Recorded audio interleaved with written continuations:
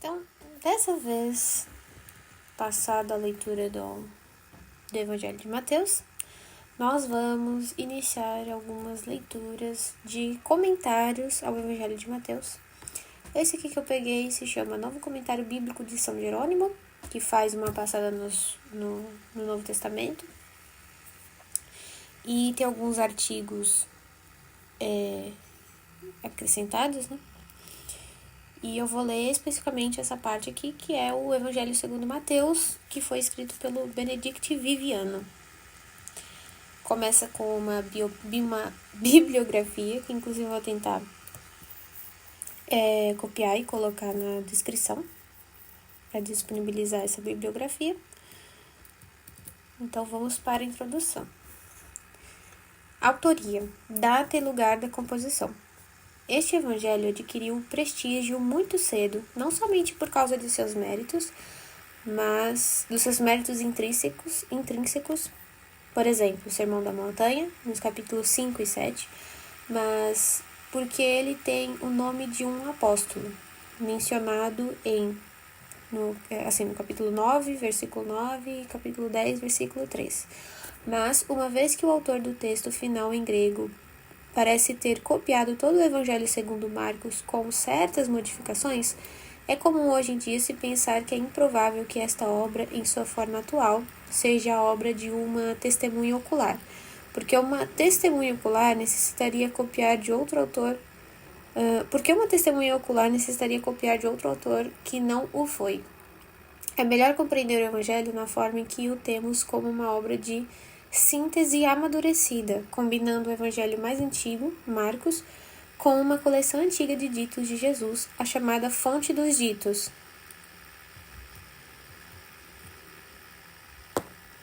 que é a fonte Q, tá? Que compartilha com o Evangelho segundo Lucas. O apóstolo Mateus pode, entretanto, ter estado no início da tradição dos Evangelhos se foi o autor de uma coleção de ditos de Jesus ao estilo de Q, a fonte Q. Isto é o que a nossa fonte de informações patrística mais antiga, Papias de Herápolis, sugere. Mateus compilou os ditos na língua aramaica e depois cada um os traduziu tão bem quanto pôde. Que é a citação de Eusébio de Cesareia, na História Eclesiástica. Partindo desse pressuposto, ainda permanece a pergunta sobre quem escreveu todo o evangelho em grego que chegou até nós. Sobre este evangelista anônimo, nossas fontes patrísticas não têm nada a dizer. Devemos olhar para o próprio evangelho para obter alguma informação. Para começar, é evidente que o evangelista era um mestre e líder cristão da proto-igreja. Também se propôs que tenha sido um rabino que havia se convertido e era catequista. Essa designação emprega o termo rabino de forma genérica e pouco precisa. O próprio evangelho oferece o modelo menos partidarista e mais bíblico, de um escriba. O versículo "Todo escriba que se tornou discípulo do reino dos céus é semelhante ao proprietário que do seu tesouro tira coisas novas e velhas", do capítulo 13, versículo 52. Foi muitas vezes compreendido como uma descrição do evangelista e de seus métodos de trabalho. O versículo certamente é mais informativo do que o relato do chamado do publicano, no capítulo 9, dos versículos 9 ao 13. Tampouco exclui a possibilidade de um esforço colaborativo, em que o evangelho é o produto de uma antiga escola de estudos bíblicos avançados. Essa é a versão de Stendhal. Apoiada e aceita por uma importante igreja local. O evangelho contém algumas contradições internas ou enigmas, por exemplo, sobre a missão aos gentios. Capítulo 15, versículo 24, capítulo 10, versículo 6, com capítulo 28, versículo 19, que poderiam ser explicados como uma representação de diferentes correntes de opinião dentro da mesma comunidade. Outras explicações são possíveis, por exemplo, uma distinção entre tradições mais antigas e a redação definitiva. Alguns intérpretes destacam o Evangelho como uma obra literária provinda da mão de um único autor, de modo que qualquer elaboração de equipe teria sido firmemente controlada pelas decisões finais do evangelista.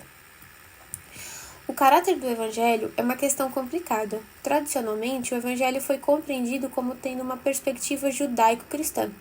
Recentemente se propôs que o estágio final do evangélico é gentílico-cristão e que o contato com o judaísmo foi rompido. Embora essa concepção não esteja completamente correta, ajudou a esclarecer algumas questões. Mateus está dentro ou fora do judaísmo? Esta pergunta parece simples, mas esconde uma ambiguidade. Supondo, como agora parece provável, que a comunidade de Mateus tivesse sido recentemente excluída do judaísmo pelos rabinos de Jâmia. Mediante excomunhão chamada Birkat Hamnin, ainda assim é possível que muitos dos principais membros da comunidade ainda se sentissem judeus. Este sentimento de pertencer à comunidade e de ser, de fato, o Israel verdadeiro, explicaria as fortes polêmicas contra os rabinos de Jâmia no capítulo 23. É uma amarga briga de família. Assim, o Evangelho representa predominantemente uma perspectiva judaico-cristã, embora aberta à missão aos gentios, fora dos confins do judaísmo de Jâmia, contudo, ainda se definindo contra formas rivais de judaísmo. Veja o comentário sobre capítulo 5, versículo 17 ao 20, e Stanton, The Origin, the Purpose of Matthew's Gospel.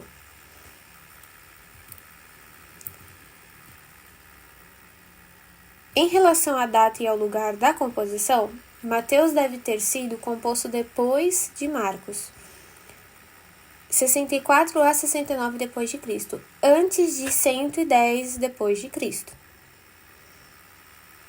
Uma vez que parece ser conhecido por Inácio de Antioquia. Se admitir que o evangelista dialogava com a Academia Rabínica de Jâmia, Yavné, reunida aproximadamente entre 75 e 90 depois de Cristo, seria razoável datar o evangelho entre 80 e 90 e mais para o final do que para o início dessa década. O lugar da composição não é em si de grande importância, exceto na medida em que fornecia um cenário para os aspectos característicos do Evangelho. A mais antiga tradição fala da Judéia como um local para o Evangelho em aramaico. Vários outros locais foram sugeridos em épocas modernas para o Evangelho em grego. Antioquia, as cidades fenícias de Tiro e Sidônia, o sul da Síria, até mesmo Alexandria e Etessa. A sugestão do sul da Síria é plausível, mas necessita de uma precisão maior. O sul da Síria poderia abarcar as cidades fenícias, que incluíam também, em certa época, Cesareia Marítima ou a Decápole, por exemplo, Damasco ou Pela. A escolha entre essas alternativas depende do peso que se dá a determinadas referências marítimas.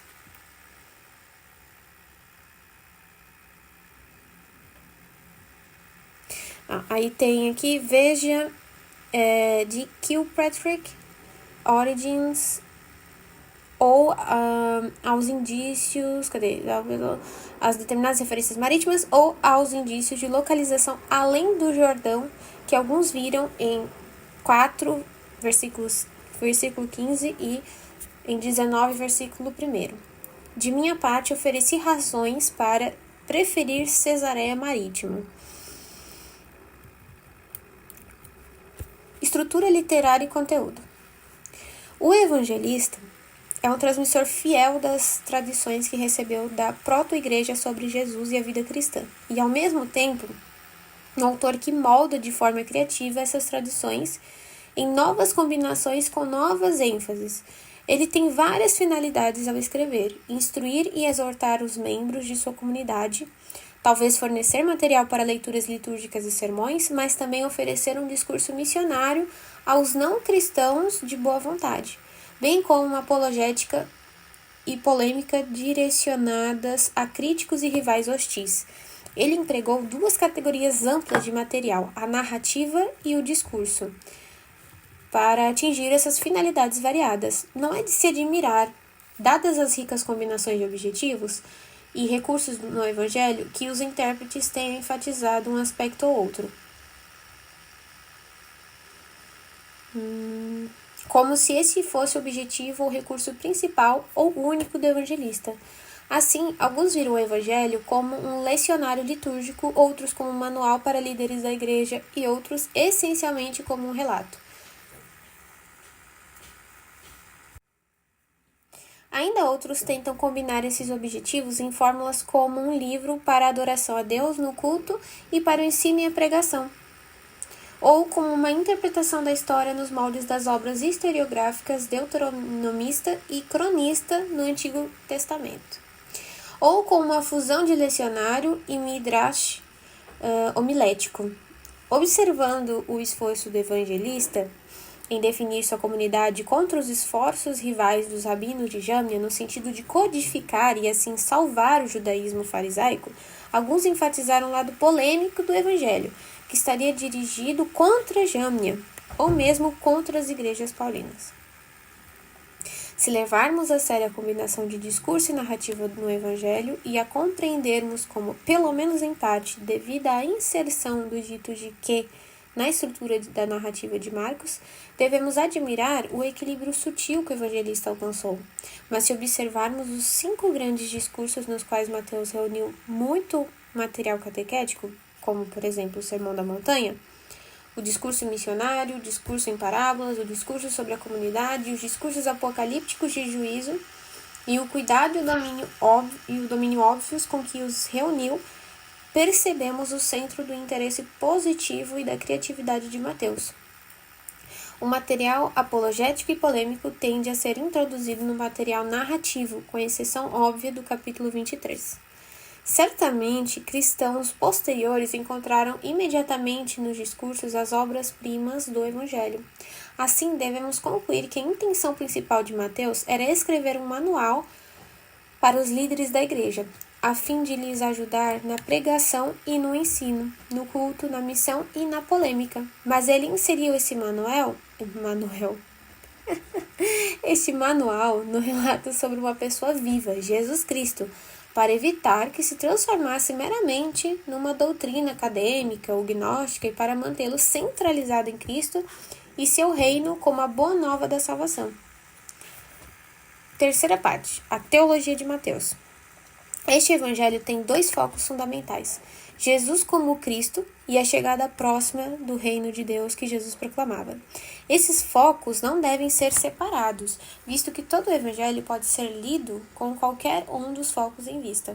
Os 2 temas estão mais próximos no começo do evangelho, onde Jesus é apresentado como Filho Régio de Deus e Emanuel, Deus conosco, e no final, onde se dá a Jesus toda a autoridade divina como Filho do Homem sobre o reino de Deus no céu e na terra.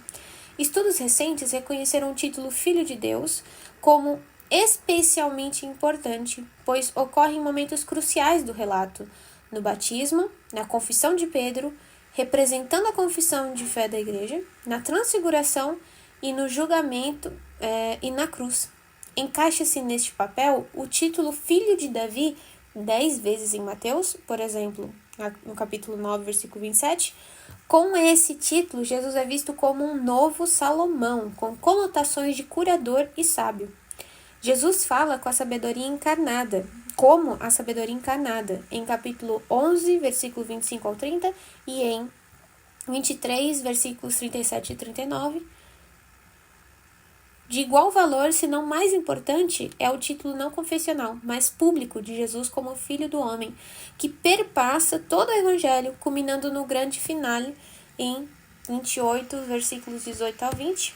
Este título se baseia na figura misteriosa de Deuteronômio 7, os versículos 13 a 14, 13 e 14, onde também está conectado com o tema do reino. A identificação do Jesus terreno com esta figura celestial já tinha sido feita, provavelmente... Nossa, eu falei Deuteronômio, né? Na verdade é Daniel. Daniel, capítulo 7, versículos 13 ao 14. A identificação do Jesus terreno com esta figura celestial já tinha sido feita provavelmente em que, na fonte que, não pelo próprio Jesus, mas se isto foi assim, Mateus levou a ligação muito mais adiante. O reino de Deus é o grande objeto de esperança, de oração e de proclamação que unifica todo o evangelho, especialmente os 5 grandes discursos, e fornece seu horizonte e alvo escatológico. Ele contém a promessa última e definitiva da salvação de Deus para a humanidade redimida, na terra como no céu, no tempo e na eternidade, no âmbito social e político, bem como pessoal. Implica justiça, paz e alegria, por causa de seu conteúdo moral, conduz naturalmente a outros dois temas do Evangelho de Mateus, a justiça e a lei. A justiça tem uma importância especial para Mateus e refere-se na maior parte das ocorrências à resposta humana de obediência à vontade do Pai, e não como em Paulo ao dom do perdão. Nossa, que interessante.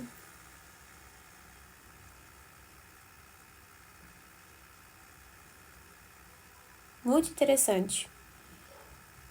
A lei ou a Torá de Moisés é afirmada em sua totalidade como de importância duradoura. Mas, embora alguns preceitos cerimoniais sejam mantidos, observância do sábado, ou mesmo incentivados, o desenvolvimento farisaico da Torá é rejeitado firmemente em favor da interpretação da Torá realizada por Jesus. De fato, Jesus fala principalmente sobre os preceitos éticos, os 10 mandamentos e os grandes mandamentos do amor a Deus e ao próximo e, sobretudo, outros assuntos, por exemplo, o divórcio. E na medida em que tem um aspecto ético. Continuando. Outros dois aspectos característicos de Mateus são seu interesse explícito pela igreja, mencionada em 18, 2 vezes, e em nenhum outro lugar nos 4 evangelhos. E seu uso especial do Antigo Testamento. Como representante de cristãos da segunda ou terceira gerações, Mateus pressupõe a fé em Cristo e tenta prover a comunidade dos crentes de diretrizes e líderes autorizados. As diretrizes estão contidas nos grandes discursos, especialmente no capítulo 18, onde se fornecem a autorização para a tomada de decisões e o procedimento para a resolução de conflitos. A preocupação com a ovelha perdida, com os pequeninos, com o perdão e a humildade são outras diretrizes centrais. Mateus não tem um ministério tripartido ou a hierarquia de bispo, sacerdote, diácono, mas menciona líderes ou escribas instruídos. Há apóstolos, como Pedro, no topo da lista, que compartilham da autoridade do próprio Cristo. Depois deles, vêm os profetas, os escribas e os sábios. Como corte de apelação última, aparece Pedro. Uma vez que o poder é perigoso, embora necessário, os líderes necessitam de humildade. Mateus não idealiza a igreja. Qualquer um pode cair, inclusive Pedro. Os profetas podem ser falsos, e a igreja é uma mistura de santos e de pecadores até a separação final. Não obstante, a igreja é chamada à missão mundial. O estilo de vida apostólico missionário é descrito em 9, do versículo 36 ao 11.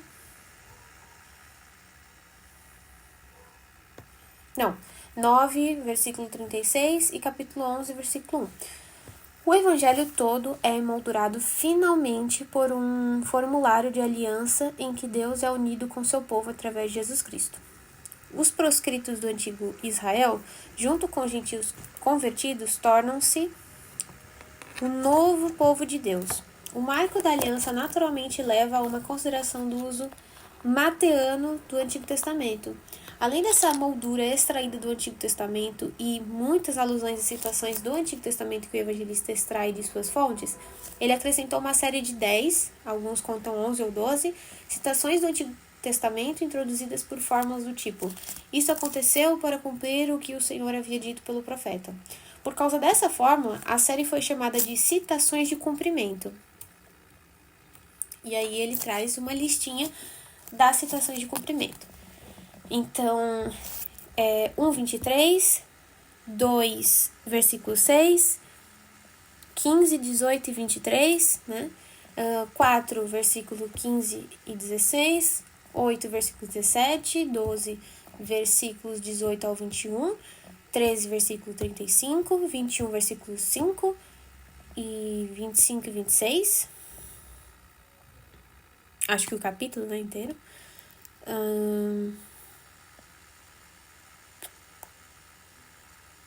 Ou as citações do capítulo 21, versículo 25 e 26.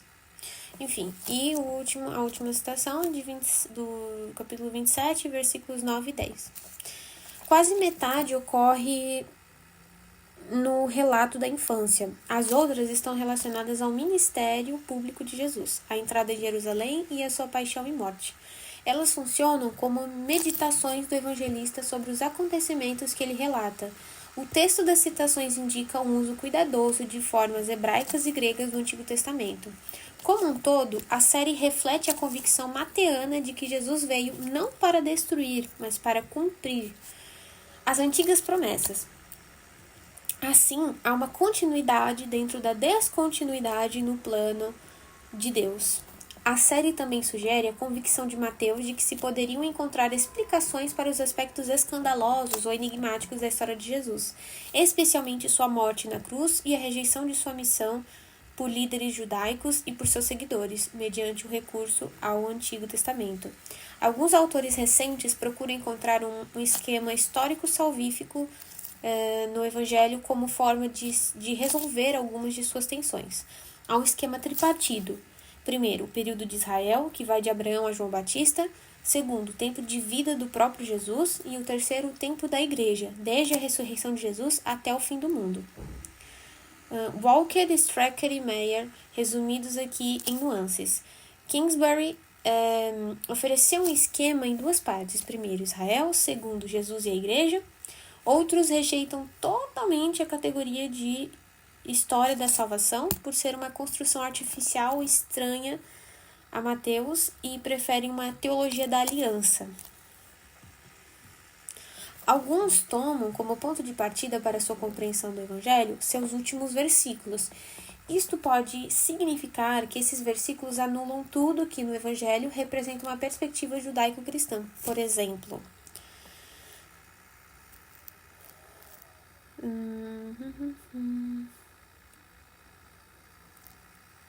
Por exemplo, 5, versículo 18, 10, versículos 5 e 6, 15, versículo 24. Implicitamente, a circuncisão.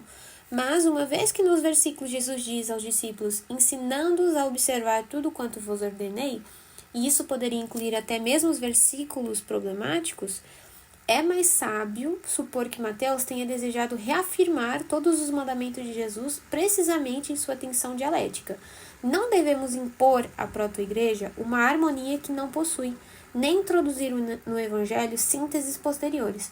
Somente a vida posterior da igreja resolveria algumas das tensões, mas outros permaneceriam até a consumação dos séculos.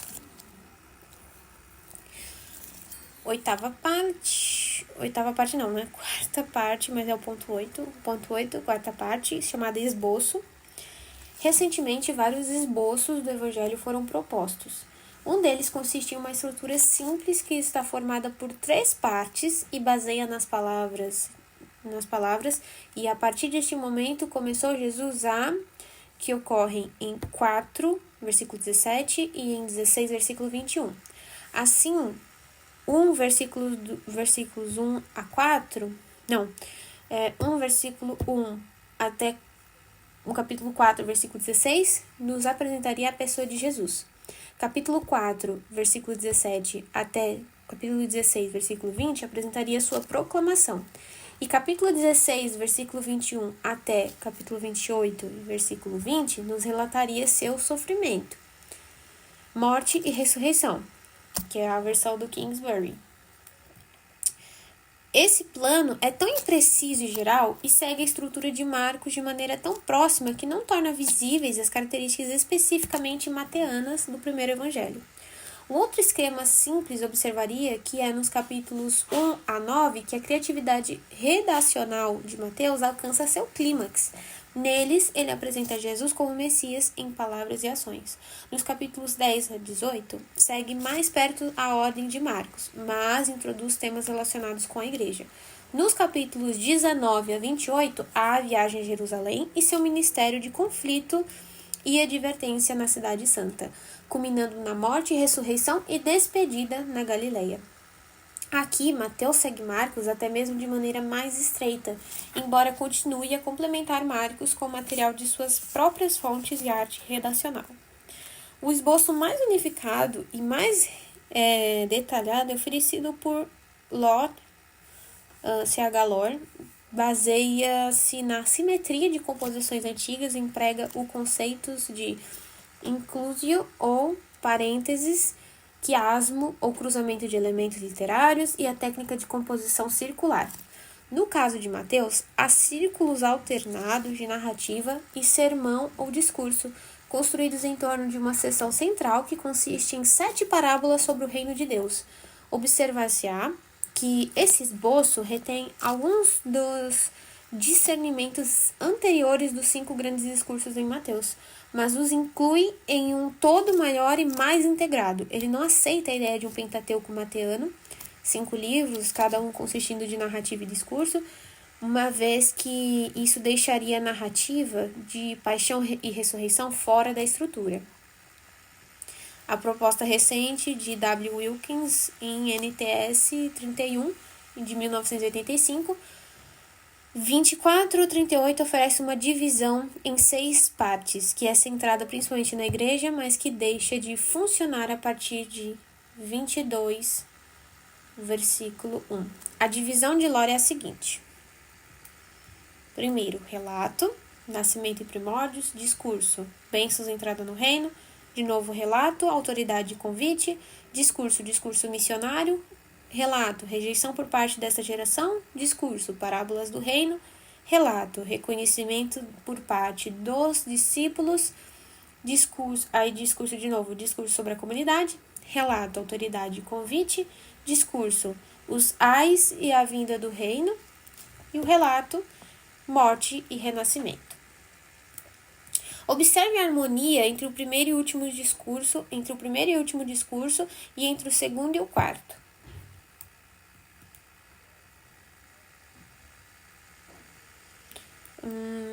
Alguma simetria aparece também nas seções narrativas, embora não seja tão consistente como nos discursos. Os títulos de algumas seções podiam ser mais concretos, como nos capítulos 8 e 9, em relação aos quais se poderia falar de 10 relatos de milagre que mostram a autoridade de Jesus e convidavam ao discipulado. O evangelho poderia também ser unificado em torno do tema do rei e reino em todos os capítulos. Neste comentário, o evangelho de Mateus é esboçado da seguinte maneira. Temos a primeira parte, que funciona por nascimento e primórdios. Aí a gente tem ponto do A até o K, que é a genealogia de Jesus, o nascimento de Jesus, a visita dos sábios, a fuga para o Egito, o massacre dos inocentes, o retorno do Egito, a pregação de João Batista, o batismo de Jesus, a tentação de Jesus, o início do ministério na Galileia, o chamado dos discípulos. Agora a gente tem a segunda parte, que é o Sermão da Montanha, que a gente só tem ponto A e B, e depois um A menor e um B menor, que é a introdução, o exórdio, aí o A menor e o B menor, as bem-aventuranças, sal e luz. Esse é o segundo ponto do Sermão da Montanha. Aí a gente tem uma linha C, indo de A até G, que significa que tem o nome, né, de a nova ética, seus princípios legais básicos e 6 hiperteses. Agora, o Azinho até o G, né? A justiça superior, ira, adultério, divórcio, juramentos, retaliação e amor aos inimigos. Então, essa é a nova ética. Primeiro é o Sermão da Montanha. Aqui a gente está falando a parte dos discursos, né? Então, primeiro o Sermão da Montanha, depois a nova ética. Agora, a parte D é a reforma das obras de piedade. Aí a gente tem um Azinho até o Czinho, que é esmolas, oração e jejum. E instruções adicionais, indo de A até F, que é tesouro no céu, o olho é lâmpada do corpo, Deus e mamon, cuidado e ansiedade, não julgar, pedir, buscar e bater. E o ponto F. Agora o ponto F, conclusão do sermão, indo de Azinho até D, Dzinho, que é a porta estreita, dar frutos, um episódio no juízo final, casas construídas sobre a rocha e sobre a areia.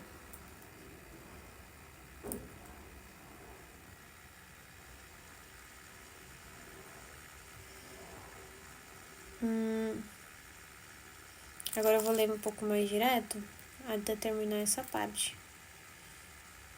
Vamos lá. Então, agora a gente tem a terceira parte, autoridade e convite. A cura de um leproso, a cura do servo de um centurião, a cura da sogra de Pedro, o doente curado ao entardecer, seguir a Jesus, a tempestade acalmada, a cura dos endemoniados gadarenos, a cura de um paralítico, e aí dentro disso tem o chamado de Mateus, o publicano. A discussão sobre o jejum, a cura da filha de um chefe, a cura de 2 cegos, a cura de um endemoniado mudo, a compaixão de Jesus. Quarta parte, o discurso a respeito da missão. A missão dos 12 apóstolos, o comissionamento dos 12, como enfrentar perseguições futuras, o temor correto e incorreto, confessar Jesus publicamente, recompensas do discipulado. Quinta parte, a rejeição por essa geração.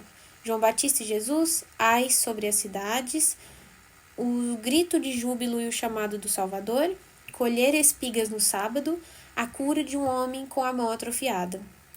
O servo escolhido, Jesus e Belzebu, uma árvore e seus frutos, o sinal de Jonas, o retorno do espírito impuro, a família de Jesus. Sexta parte, as parábolas do reino. A sexta parte chama as parábolas do reino. A parábola do semeador, o propósito das parábolas, a expiação da parábola do semeador, a explicação da parábola do semeador, a parábola do joio e do trigo, as parábolas do grão de mostarda e do fermento, o uso de parábolas por Jesus, a interpretação da parábola do joio, as parábolas do tesouro, da pérola e da rede, o velho e o novo. Sétima parte, o reconhecimento por parte dos discípulos. A rejeição de Jesus em sua própria terra, a morte de João Batista, a alimentação dos 5.000, Jesus caminha sobre as águas, curas na terra de Genezaré, Jesus e a tradição dos fariseus sobre pureza e votos, a fé da mulher cananeia, a cura de muitas pessoas, a alimentação de 4.000, a exigência de um sinal, o fermento dos fariseus e dos saduceus, a confissão de Pedro, a primeira predição da paixão e dito sobre o discipulado, a transfiguração, a cura do endemoniado epilético, a segunda predição da paixão, o estáter na boca do peixe. Agora, a oitava parte, o discurso comunitário. A verdadeira grandeza, os líderes que fazem os pequeninos pecarem, a parábola da ovelha perdida, procedimentos judiciais, a parábola do servo implacável. Nona parte, autoridade e convite. Ensinamento sobre o divórcio, Jesus abençoa as crianças, o jovem rico, a parábola dos trabalhadores na vinha, a terceira predição da paixão, o pedido dos filhos de Zebedeu, a cura de 2 cegos, a entrada triunfal em Jerusalém, a purificação do templo, a maldição da figueira, a autoridade de Jesus é questionada, a parábola dos 2 filhos, a parábola da vinha e dos arrendatários maus, a parábola do banquete nupcial, o tributo a César, a pergunta sobre a ressurreição, o maior mandamento, a pergunta sobre o filho de Davi. Décima parte, Ais e o discurso escatológico. Ais contra os escribas e os fariseus, o lamento sobre Jerusalém, o discurso escatológico, a destruição do templo. Dentro do discurso escatológico tem alguns pontos. A destruição do templo e o princípio das dores, a grande tribulação, a vinda do Filho do Homem, a lição da figueira, o dia e a hora desconhecidos, o servo fiel e o servo infiel, as virgens sábias e tolas, a parábola dos talentos, o julgamento das nações. Agora, a 11ª parte, morte e renascimento. O sofrimento e a morte de Jesus. Aí dentro disso tem a conspiração para matar Jesus, a unção em Betânia, Judas concorda em trair Jesus, a Páscoa com os discípulos, a instituição da ceia do Senhor, a negação de Pedro é predita, a oração no Getsemane, a traição e a prisão de Jesus, Jesus diante do Sinédrio, Pedro nega Jesus, Jesus é conduzido à presença de Pilatos, a morte de Judas, Jesus é interrogado por Pilatos. Jesus é condenado à morte, os soldados zombam de Jesus, a crucificação de Jesus, a morte de Jesus, o sepultamento de Jesus, a guarda no túmulo e a segunda grande parte, a ressurreição e a grande comissão. A ressurreição de Jesus, o relato da guarda e a grande comissão. Aí aqui encerra-se o tópico esboços.